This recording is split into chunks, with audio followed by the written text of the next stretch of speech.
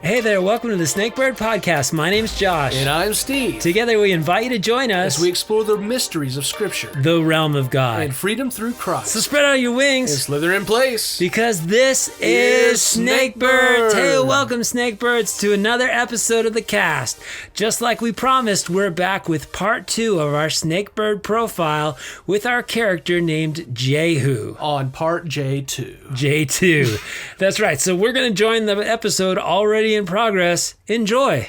So now we land in chapter 10 of 2 Kings, where Jehu does not stop tending to the house of Ahab. We now see that Ahab had 70 sons in Samaria, and Jehu has every intention of getting each one of them, doesn't he, Josh? Yes. Yeah, and okay, this is something that I had read it multiple times that I've never thought about this. So Jezreel is 25 miles north of Samaria, and it's the capital.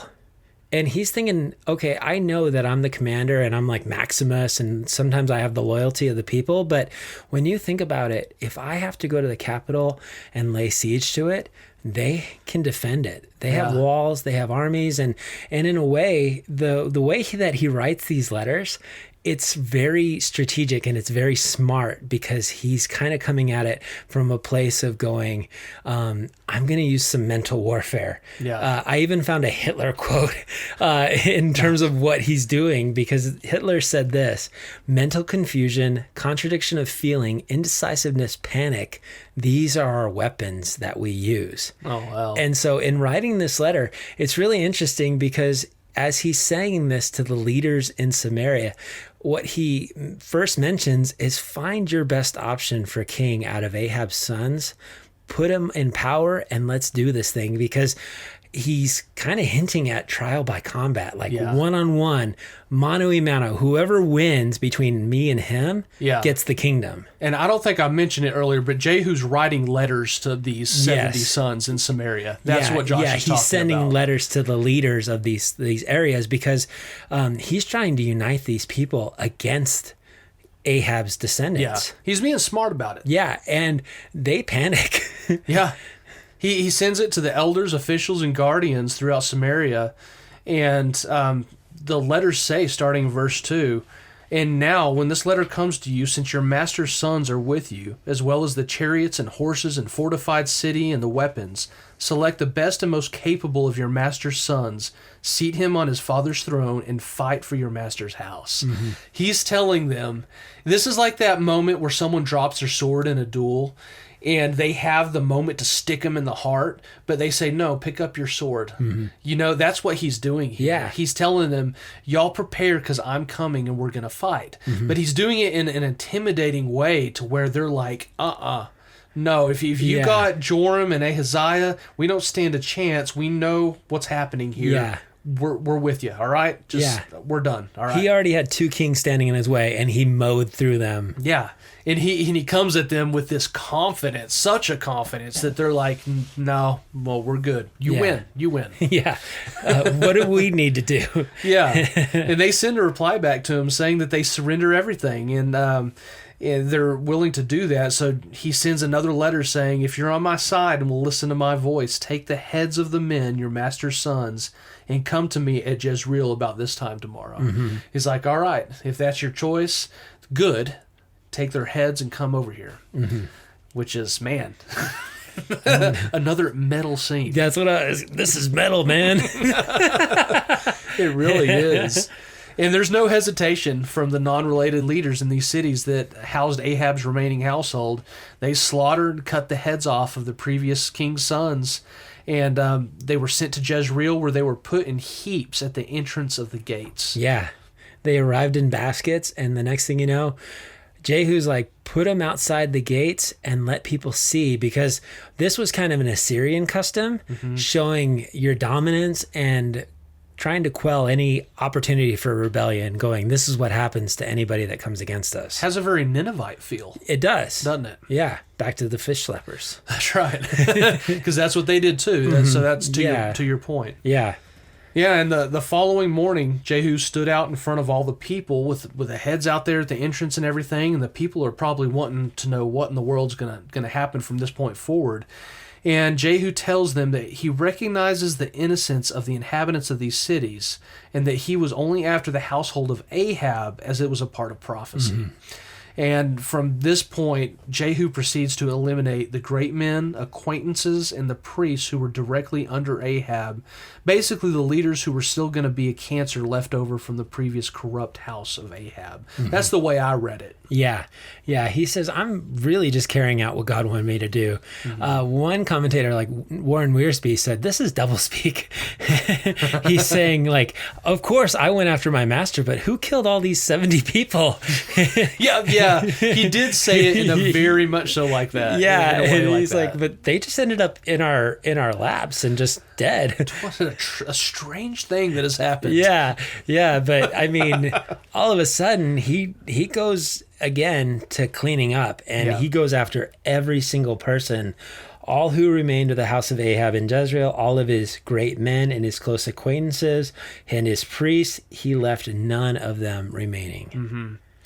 Yeah, and then from there he heads on to Samaria to mop up the rest of them. On the way there, he runs into relatives of King Ahaziah as well. And he ends up killing all of them at the pit of Betheked and slaughters all of them. Yeah. Which I thought was really interesting because it says, first he goes, take them alive, he ordered. So he took them alive and then slaughtered them, like you said, by the well. 42 of them. There's that number again. 42. Yeah, remember the 2 she-bears mauled 42 youths? Oh. I was like, what does the number 42 have to do with this book of 2 Kings? That's a good point. You know, I'm going to do some more study after this episode because I know a scholar that touches on that she-bear's number. Okay. So I'm going to go back. I didn't catch that. Okay, I just thought that it's like stuck out in my head. So nice. Yeah, which, okay, I'm going to talk about this for just a second. Some people are very critical of Jehu right here. Yeah. Because, of course, we know that Ahaziah was not good. He was evil. But it's a chance that these actually are descendants of David here that he's wiping out. And, I mean, it's very gray because it's hard to say it's black or white. It's hard to say if he's wrong or right. It's interesting because he receives a lot of praise from some individuals that look back at church history, and he receives a lot of criticism. And I'm still on the fence on where I land. You know, it is. It's a hard thing. Something that just came to mind as you're talking about them being from the righteous bloodline of David. You know, even David as a really righteous king, he had his moments where he pulled off some pretty dumb stunts that weren't righteous. Yeah. And so I think of, you know, Jehu, whether this was bad or good, either way, he was in the process of accomplishing God's prophecy. Yeah, you made me think of when he was going to wipe out Nabal and all the people in his in his household. Yeah. Until Abigail, the wise wife, came out and brought him a Snickers, essentially, and was like, "You're not yourself when you're angry." You're angry. Yeah, and she saved their household, and then he ended up having a stroke and died. And David was like, "I'll just marry you because you're really pretty." Well, I rest my case. Jehu might have just been hangry. There you go. And so, yeah. Maybe it's a couple days since he ate in the palace. Exactly. And, yeah. So it could have been, it's a fence-sitting situation. Yeah, we'll talk more about that as we go. Yeah. All right, we digress. Josh, jump us back on topic. Okay, yeah, so as he's going now, he's continuing on, and when he departed from there, it says that he met Jehonadab, or Jonadab, the son of Rechab, coming to meet him, and he greeted him, and he said, "Is your heart right as my heart is towards your heart?" And that's kind of sounds very poetic or very crossways. Yeah. I'll read it a couple different versions, but he says in New Living Translation, "Are you as loyal to me as I am to you?" Or in the Message, it says, "Are we together and of one mind in this?" Because I was doing some research. The Rechabites are a really interesting people group, and you find out a lot more about them in the book of Jeremiah, but it's a group of men who and a culture who have decided to withdraw from regular society. They're very sincere followers of the Mosaic law, but they refuse to drink wine. They don't plant seeds. They're kind of nomads. Very Nazarite. Yeah, yeah. They're very picky, choosy in how they operate. But God really honors them because it just seems like they've said, we're going to withdraw from society to a degree, and we're going to become righteous. And apparently this Jonadab was very respected. And so for Jehu, as this incoming king, to all of a sudden have Jonadab on his side, it was kind of like a running mate. Wow. It's a very good choice in Vice P. Yes, because he's got this guy who's a faithful follower of the Lord that is now on his side. And again, this is one of those gray areas because they go, okay, is this righteous or is this like him just looking for credence in what he's trying to do? Because the next verse, as he says, is like, by the way, you want to see how, like, first and foremost, he says, like, hey, take my hand and come up into my chariot. Like, let's actually be riding mates. Let's be running mates. Let's be riding mates. Why don't you show your support of me by coming along with me? Mm-hmm. And then he says, and let me show you my intensity by showing you my zeal. Yeah. He said, let me show you how zealous I am for God. Come with me and see my zeal for the Lord. So they had him ride in his chariot. And right here, some people say this is where you start to see cracks in who he is. Although he's already been murdering people that might have been outside the family of Ahab, some say this is where he's showing his pride. Yeah, this was an act of strategic, it was a strategic play rather than trying to accomplish God's. Yeah. This is where the motive overtook the mission. Yeah. You know, gotcha. Yeah, we'll kind of touch on that character. I know I do at the end. Yeah. Okay. That's a good point out. And so what it leads to is, again, to me, one of the most metal stories in all of Scripture, because it comes to a point where he realizes there's still a lot of Baal worship in our nation. This is one of the most sly, sneaky things, it's like so you said, cool, in all of Scripture. This is, when I read this, I was like, that dog. Yeah. Man. Yeah. So tell it, Josh. What does he do next? Okay. So you come to verse 18, and again, this is one of those verses where I had to look it up a couple different ways, but he literally says to the followers of Baal, he says, Ahab served Baal a little, Jehu will serve him much. Which all I could think of was like apes together strong, because the message says it this way: Ahab served Baal small time, Jehu will serve him big time. The message has a way with words. Yeah. And he's gonna throw a rager for the followers of Baal, this all-out worship night, afterglow, incense burning. I mean, it's gonna be the top nightclub in all of the kingdom of Israel for anyone that just considers themselves a worshiper of Baal. Yeah, he tells them to summon all the prophets of Baal, all the worshipers, and all the priests. He says, let no one go missing, because I have a great sacrifice for Baal. Whoever's missing, in fact, shall not live. Yeah. He's like, you're coming to my party, man. It's going to be so great. Yeah. And they started, putting out flyers, and they made a Facebook event. Yeah. And all these Baal worshipers came. It says not a man was missing. Yeah. This is, Ahab was wicked. This is wickedness on steroids. And all of the wicked people are like, yeah. Yeah. And then they also brought out their costumes because they had their special robes. And he was like, make sure you're dressed up for this. I want to be able to identify you as a worshiper of Baal. And that comes into play in a minute. He really does want to identify them. Yeah. And he tells his captains, and he tells Jonadab, search and see that there are no servants of the Lord here with you, but only worshipers of Baal. Yeah, this is a Baal only party. Yeah. And they're about to bail. Yeah, nice. And he even goes as far as places 80 men on the outside of this this temple of Baal, this arena of Baal. That Ahab and Jezebel had built. Yeah, the house of Baal. Yeah. And he's got 80 people on the outside of it. And he goes as far as telling these 80 men that if they allow even one person to escape what's fixing to happen, then their life will be taken in place of the person that escaped. Yes. So this is something that he's like, I love it when a plan comes together. This plan better come together because your life depends on it. Yeah. I'm getting rid of everyone. There's that zeal peeking through. Yeah. Yeah. Which is, it's like that part, the climax in a movie where you're just like on the edge of your seat. Yeah. And okay, so some people say that either he provided the sacrifice for the priests to go in and start off the thing, or he himself was actually like involved in this, where he brought in the sacrifice, kicked it off, and then excused himself and let them kind of carry it on. Okay. And I could just imagine, like, again, you're saying the movie setting of him wearing this robe, and he's got like his SEAL Team 6 clothes on underneath, because he's got the Matrix uniform where he's got all these guns lined up on his jacket and person and everything. Yeah, that's a good one.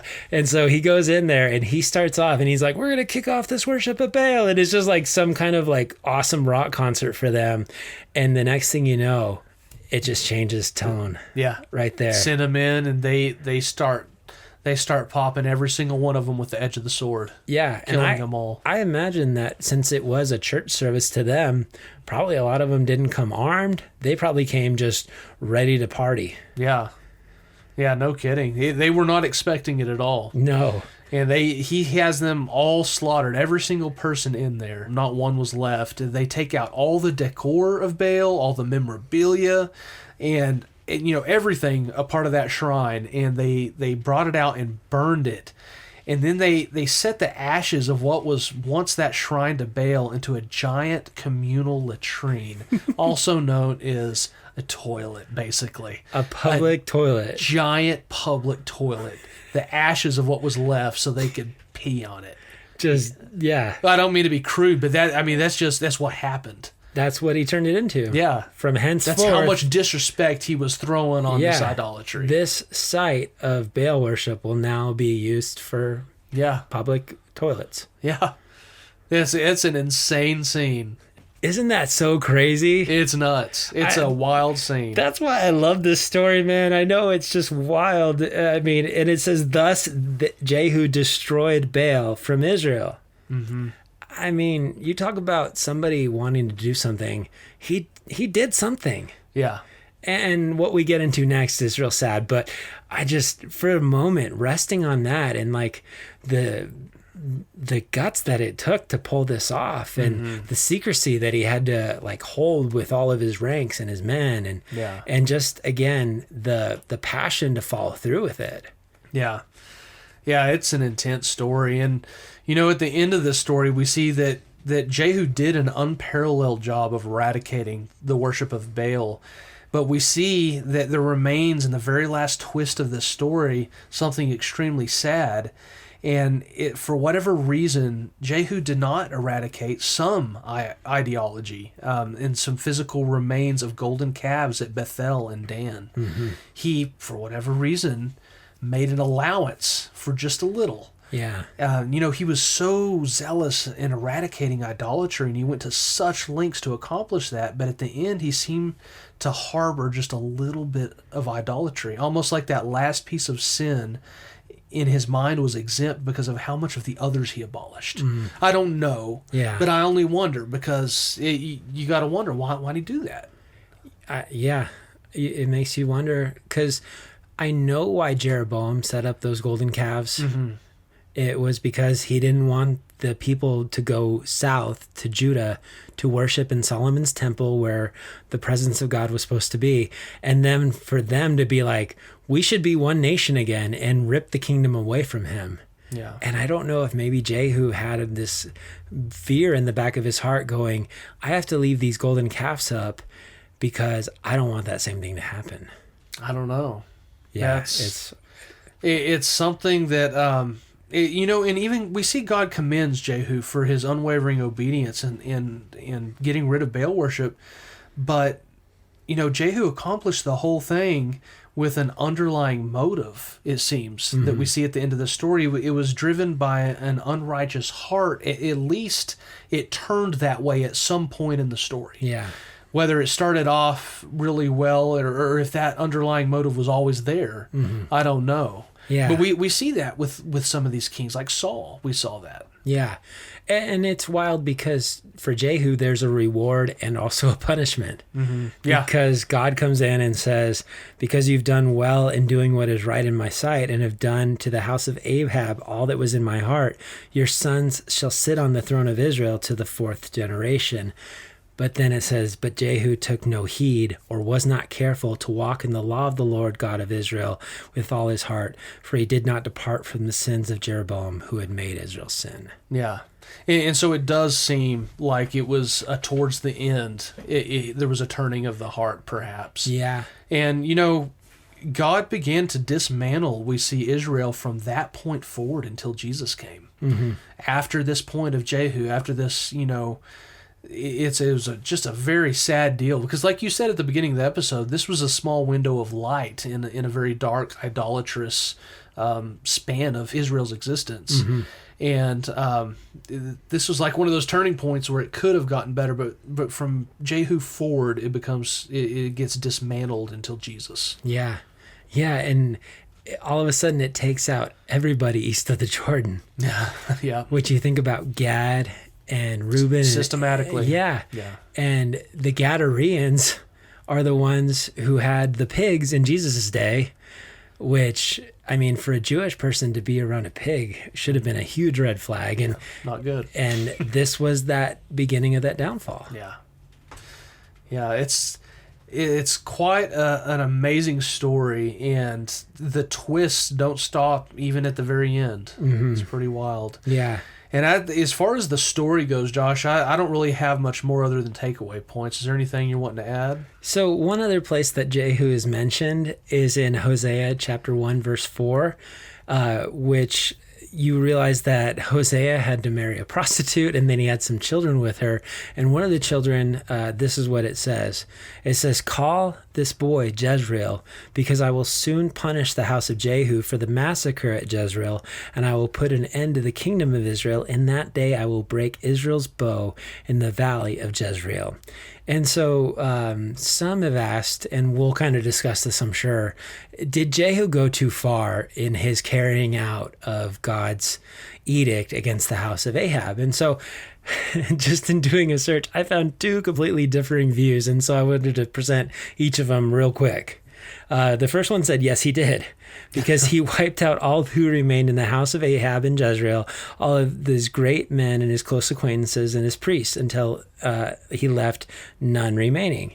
And we talked about how the men that he wiped out from Ahaziah might have been David's descendants. And this is what one person said. He said, we must learn a lesson from these people. It doesn't matter how hard we work for the Lord. If we aren't truly obedient to his word, may we always be careful not only to do the Lord's work, but to do his work in his way and in his strength. And so they were saying that maybe even Jehu wouldn't have lost part of the kingdom if he had some of these wise advisors of Ahab's to call upon, saying, hey, can you help me out in these matters of state?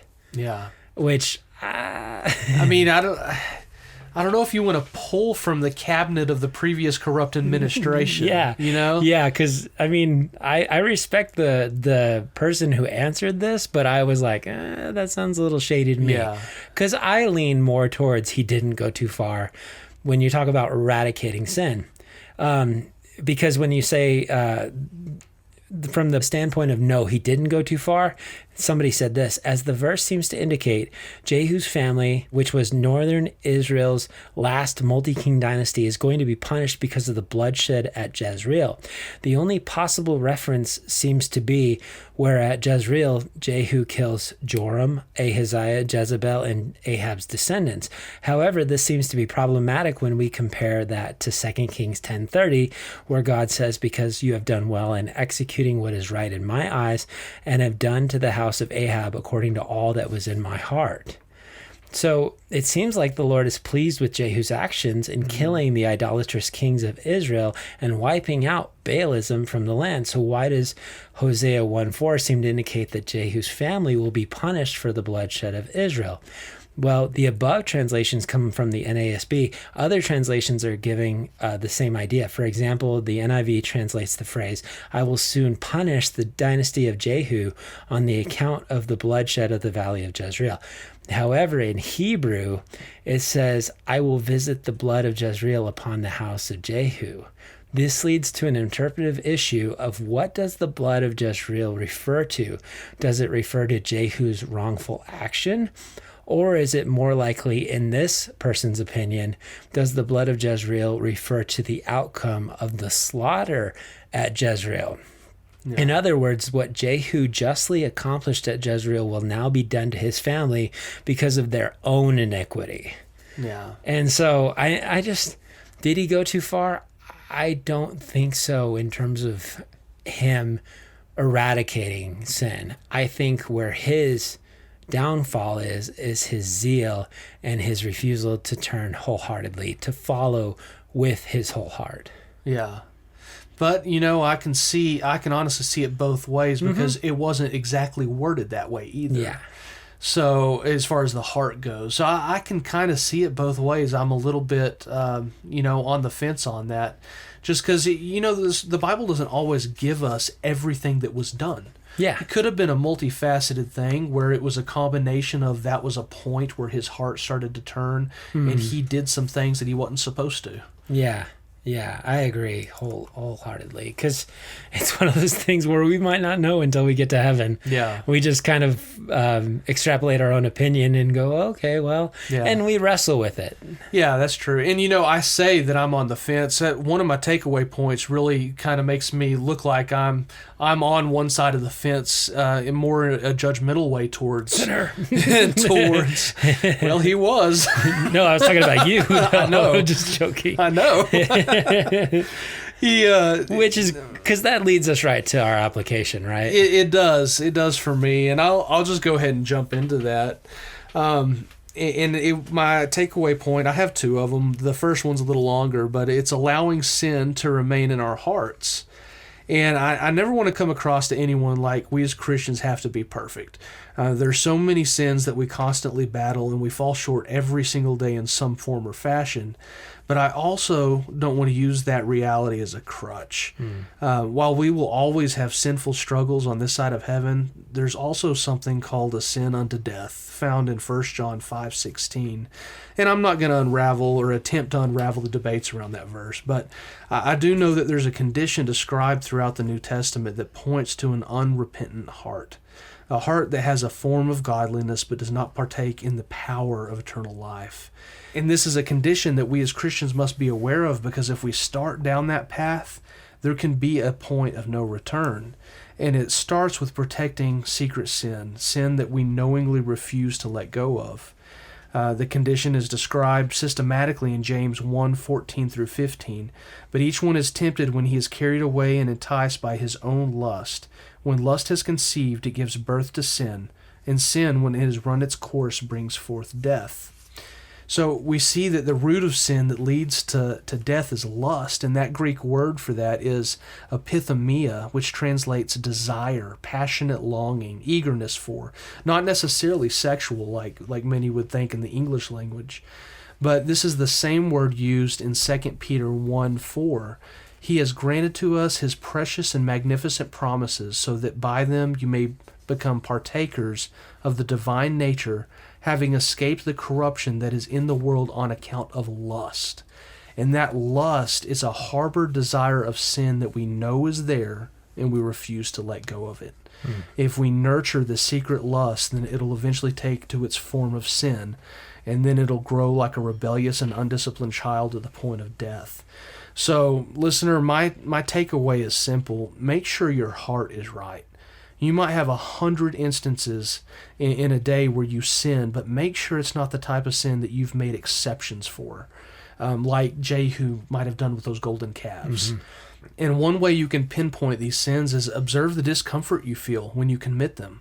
Does it tear you up when you struggle with a repeated sin? If so, that's good. But if you have a heart of indifference when you repeat these things, these sins, these transgressions, there might be a serious problem spiritually building. So that's one thing that I pulled from Jehu's life. There seemed to be, though he had a ton of zeal, he had a lot of accomplishing God's work, there was an underlying holding of something else that wasn't right, that turned at the end. Yeah. And so that kind of leads me into my next one, which is finish strong. But Josh, do you want to take anything from there? Yeah, I just wanted to talk about obedience because, again, zeal without obedience is like firing a rocket without an intended target. Yeah. I mean, it's just going to go anywhere it wants. And that's kind of what happened with Jehu. It seems like in the end, he didn't reach his intended target of saying, I'm going to eradicate everything that shouldn't be there. And that's the problem with turning a blind eye.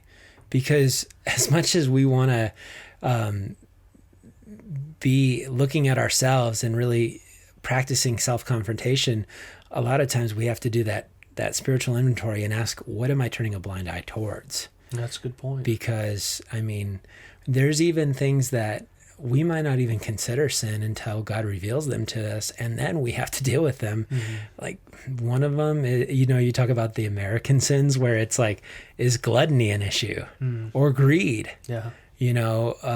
What do I do with my money? And these things can rear their ugly heads, and a lot of times, if we've been so comfortable with them, we don't even realize that we're doing them. Yeah. And so I appreciate what you said. I just think that there is a lot of following God when we choose to be fully obedient. God's going to allow those things that shouldn't exist to be rooted out of our lives. And I think if Jehu had become fully obedient, I think he would have torn those golden calves down in a second, just like he zealously went after the followers of Baal. Mm-hmm. And it's sad that it doesn't read that right after he did that Baal thing where we were like, he took down Christian Baal, that he didn't go right out to those golden calves and smash them into dust and create another public toilet right there. Yeah. It's kind of like a firecracker. He went off with a bang, and it was magnificent for a while. But and that kind of leads to my next one, which is finish strong. One of the more ironic things I pulled from this story was that Ahab was the cause of judgment because of a lifelong defiance to God, but in the end he received mercy for himself because he repented, whereas Jehu, the seemingly valiant hero who followed every command of God, obliterating idolatry from the land, he reached the end only to finish with a bad heart. And, the villain started off bad, but finished righteously, or compared to what he was. And the hero started off good, but finished badly. And so it's one of those crazy endings that should speak pretty loudly in each of our hearts, because it speaks so loud. I know to me is because I don't want to be that one who had a great season of, I was a firework. I went off like crazy, but then it was a fizzle out. Because God doesn't call us to be a firecracker. He calls us to be steady, strong, hold fast to the end. And so that was my second and last takeaway point for you listeners is finish strong. Yeah. Amen. One pastor used to say that he would take his family out to the beach to watch fireworks, and they would watch the fireworks, and then it'd be over, and he would be still looking, sitting on the blanket looking up, and they'd be like, "What are you looking up, Grandpa?" And he would be looking at the stars, and he's like thinking about how long they've been there shining and how faithful they've been and how they've stayed the course. That's a great example. Yeah, I thought, man, that's deep. Yeah. Brother, really that's deep. It was.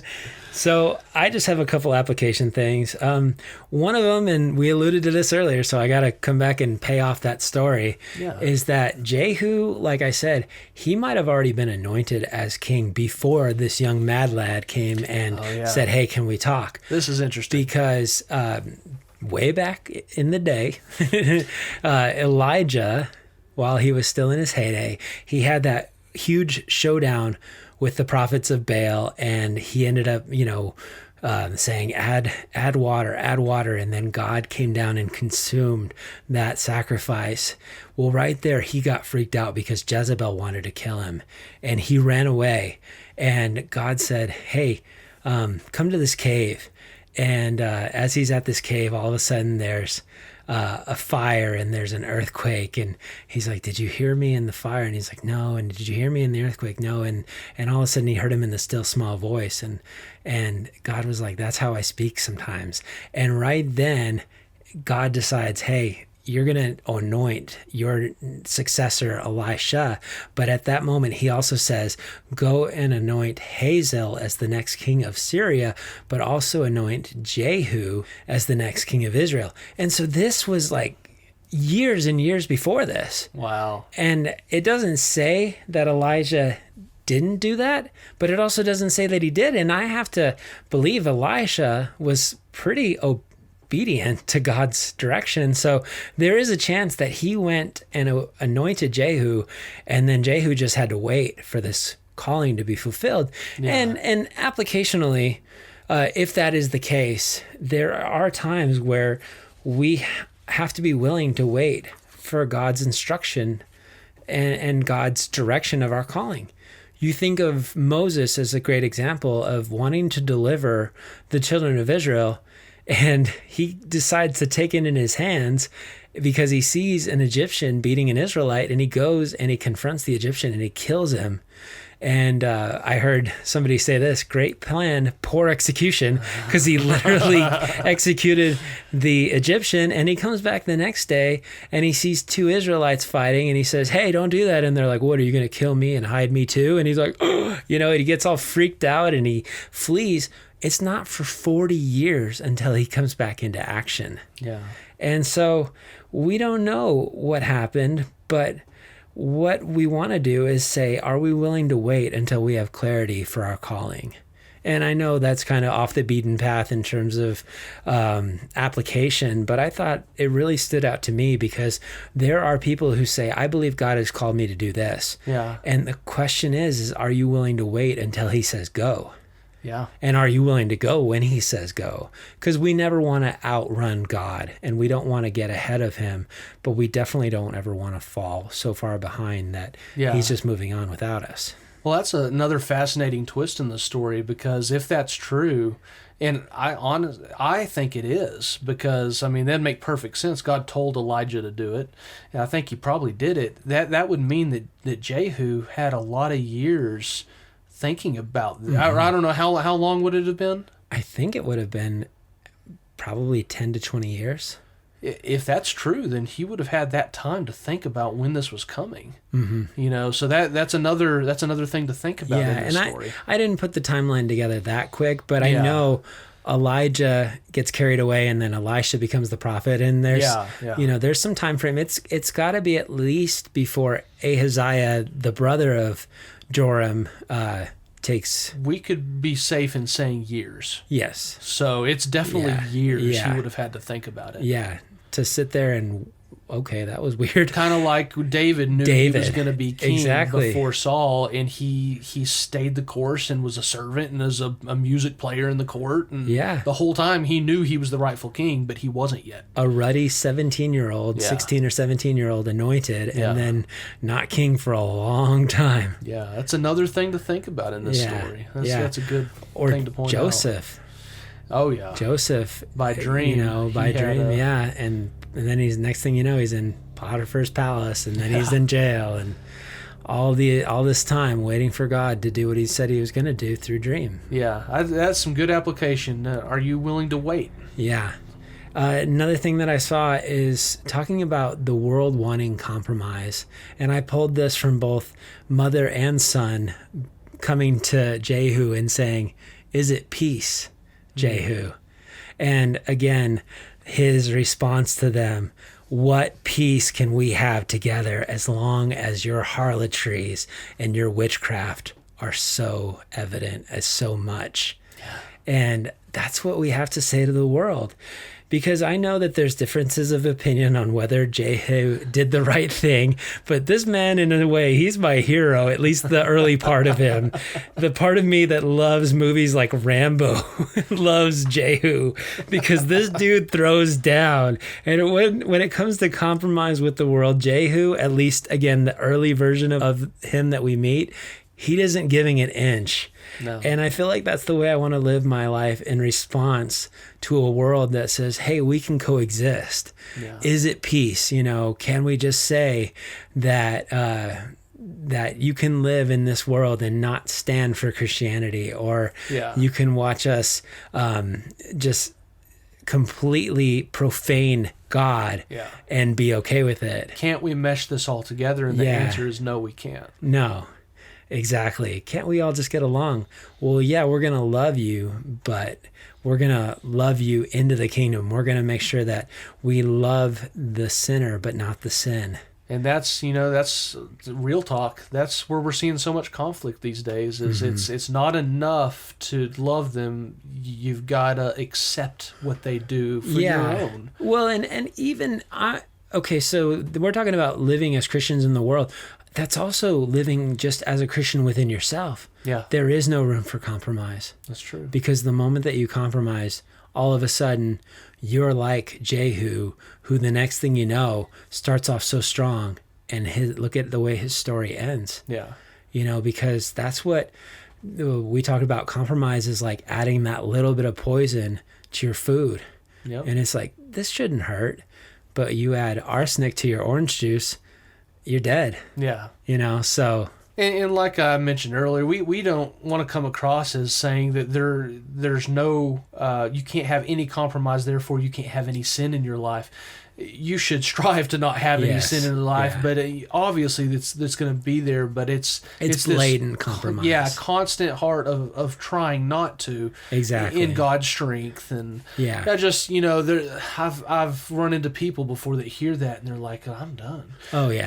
So and I know what you're saying there. And we want to battle against the sin in our lives. We never want to accept it. Yeah, exactly. We want to get up and we want to do battle and go like, this is not going to win today. Exactly. Because that is what progressive sanctification is all about. Yeah. And there's never going to be a time until we reach heaven and we reach glorification that we're not going to battle sin.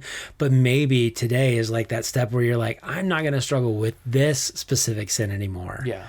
That is part of picking up your cross daily. It's that daily fight for, anyway. And so my last application would just be to caution those who are zealous, because zeal is great. And I've seen so many people start with so much zeal, but if it lacks direction, that's where it gets scary. Yeah. Because it's like that rocket that you fire that has no destination. Yeah.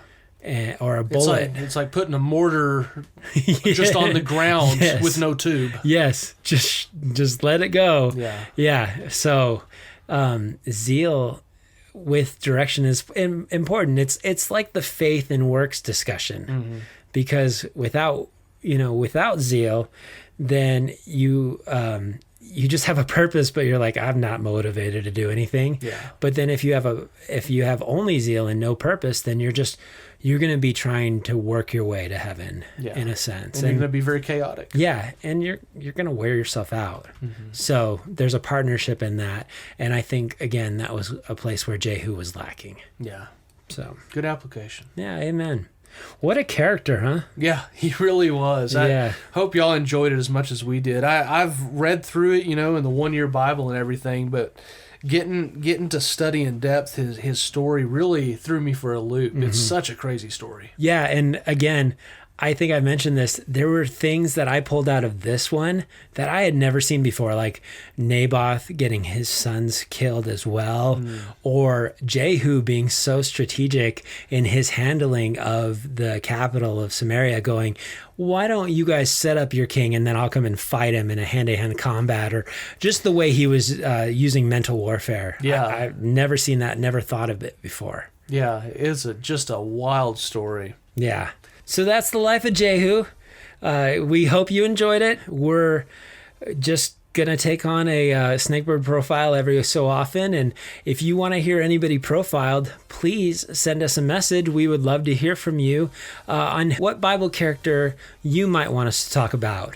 That's right, guys. And if you find it in your heart, please share and subscribe to the podcast. Share it with a friend, whatever.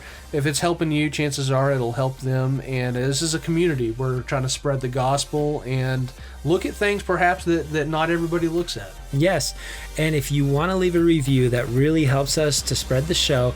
Please leave us a review on Apple Podcasts. It goes a long, long way. That'd be awesome for us. And the way that you can connect with us is to either do it on Facebook, through Facebook Messenger, or our page, or you can also send us an email at connect@beasnakebird.com. That would be amazing. Yeah, please reach out to us, guys. We thrive on your feedback, and it really gives us direction in what y'all are wanting to hear and topics and all that. So please reach out. That'd be fantastic. Okay, Snakebirds, always remember, whatever you do, wherever you go, no matter what life throws at you, there's never been a better time to follow the words of Jesus. And be a Snakebird.